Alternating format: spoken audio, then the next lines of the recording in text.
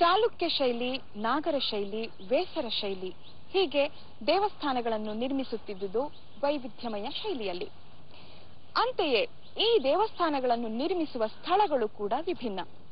ನದಿಯ ತಟಾಕದಲ್ಲಿ, ನದಿಯ ನಡುವೆ, ದಟ್ಟ ಕಾನನದ ನಟ್ಟ ನಡುವೆ, ಬೆಟ್ಟ ಗುಡ್ಡಗಳ ತುಟ್ಟ ತುದಿಯಲ್ಲಿ ನಮ್ಮ ಪೂರ್ವಜರು ದೇವಸ್ಥಾನಗಳನ್ನು ನಿರ್ಮಿಸುತ್ತಿದ್ದರು.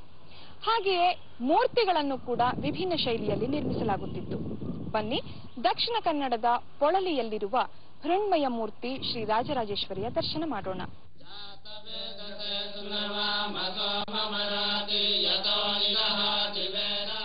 ಪೊಳಲಿ ಗುರುಪುರ ಹೊಳೆ ಎಂದೇ ಖ್ಯಾತವಾದ ಫಲ್ಗುಣಿ ನದಿಯ ದಂಡೆಯ ಮೇಲಿರುವ ಗ್ರಾಮ.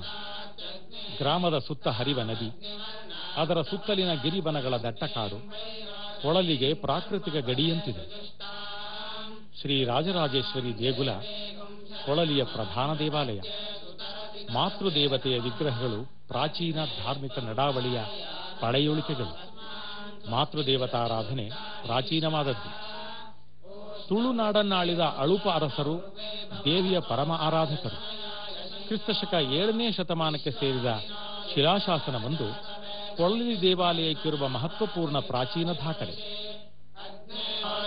ಗರ್ಭಗೃಹಕ್ಕೆ 3 ದ್ವಾರಗಳಿದ್ದು ನಡುವೆ ಇರುವುದೇ ಮಹಾದ್ವಾರ. ಕುಳಿತ ಭಂಗಿಯಲ್ಲಿರುವ ಬೃಹದಾಕಾರದ ಮೃಣ್ಮಯ ಮೂರ್ತಿ ಶ್ರೀ ರಾಜರಾಜೇಶ್ವರಿಯ ವಿಗ್ರಹವನ್ನು ಮಹಾದ್ವಾರದಲ್ಲಿ ಕಾಣಬಹುದು.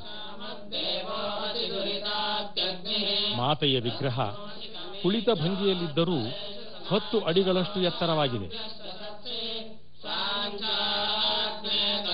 ಮುಖಮಂಟಪದ ಹೊರಗೆ ನೆಲದ ಮೇಲೆ ಕುಳಿತು ನೋಡಿದಾಗ ಮಾತ್ರ ದೇವಿಯ ಪೂರ್ಣ ಸ್ವರೂಪದ ದರ್ಶನ ಸಾಧ್ಯ. ವಜ್ರಾದಿ ಅಮೂಲ್ಯ ರತ್ನಾಭರಣ ಖಚಿತವಾದ ಬೃಹತ್ ಕಿರೀಟಧಾರಿಣಿಯಾದ ತಾಯಿಯ ಮುಖಮುದ್ರೆ ಶಾಂತ ಸಮೃದ್ಧಿಯುಳ್ಳದ್ದು.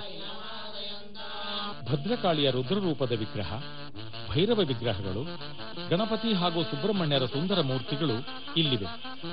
ಈ ಅಭೂತಪೂರ್ವ ವಿಗ್ರಹಗಳ ಇನ್ನೊಂದು ಹೆಗ್ಗಳಿಕೆ ಎಂದರೆ ಇವು ಮೃಣ್ಮಯ ಮೂರ್ತಿಗಳು, ಅಂದರೆ ಮಣ್ಣಿನಿಂದ ಮಾಡಿದವು. ಕೊಡಮಣಿತ್ತಾಯಿ ದೈವ. ಕ್ಷೇತ್ರಪಾಲ. ಪೊಳಲಿಯ ಶ್ರೀ ರಾಜರಾಜೇಶ್ವರಿ ದೇಗುಲ ದೇವಸ್ಥಾನ ಹಾಗೂ ದೈವಸ್ಥಾನಗಳ ಸಂಗಮ. ನವರಾತ್ರಿಯ ಪೂಜೆ ಹಾಗೂ ದೀಪಾವಳಿಯಂದು ವಿಶೇಷ ಪೂಜೆ. ಭಕ್ತರನ್ನು ಪೊರೆವ ಶ್ರೀ ರಾಜರಾಜೇಶ್ವರಿ ಹಸನ್ಮುಖ ಭಾವದಿಂದ ಪೊಳಲಿ ಕ್ಷೇತ್ರದಲ್ಲಿ ನೆಲೆಸಿದ್ದಾಳೆ.